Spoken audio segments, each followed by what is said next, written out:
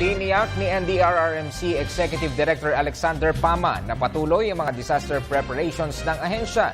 Ito'y upang mabawasan ang epekto at pinsala ng mga kalamidad sa bansa. Narito ang ulat ni Ria Fernandez. Tiniyak ni Undersecretary Alexander Pama na ginagawa ng National Disaster Risk Reduction and Management Council o NDRRMC ang lahat ng paraan upang maibsan ang epekto at hindi na maulit ang lagim na dala ng mga kalamidad sa bansa. Inilahad ni Pama ang ilang mga paghahandang ginagawa ng ahensya para mabawasan ang epekto at pinsala ng mga kalamidad. Isa sa mga pre-disaster preparations nila ay ang paglulunsad ng Batingaw app na libreng madadownload sa mga cellular phones na Android at iOS. Gamit ang Batingaw app, makakakuha ng real-time update at mga dapat gawin pagdating ng unos gaya ng bagyo, lindol at iba pang katulad ang user. Bukod dito, nag-implementa rin sila ng twinning program. Dito, may itinatalagang kakambal na probinsya sa mga lugar na tatamaan ng kalamidad.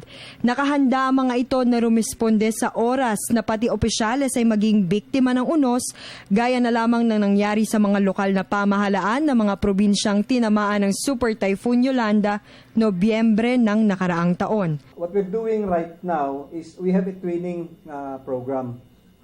For every time na merong padating na bagyo, dahil alam na nga po natin kung ano yung mga tatamaan niya, anong tatahakin niya, we already designate a twin region.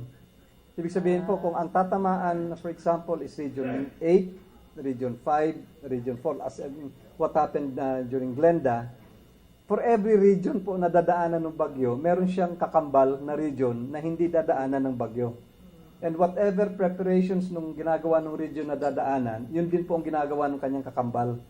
Yung mga teams po natin nakaredy na in case that regional director and yung buong team niya is incapacitated, within 24 hours, they fly to take over the functions. Nananawagan naman si Pama sa kooperasyon ng publiko upang maresolba ang problema sa baha.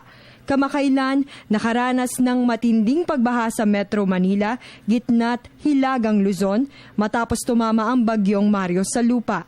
First, it starts with the cooperation of the people. Cooperation in a sense, the day after the effect of the habagat last week, we did an aerial survey, and there's no denying that one of the major causes of the floods was also the basura. Samantala, patuloy ang mga paghahanda at pagpupulong ng ahensya para sa napipintong pagsabog ng Bulkang Mayon sa Albay. Para sa Telebisyon ng Bayan, Ria Fernandez.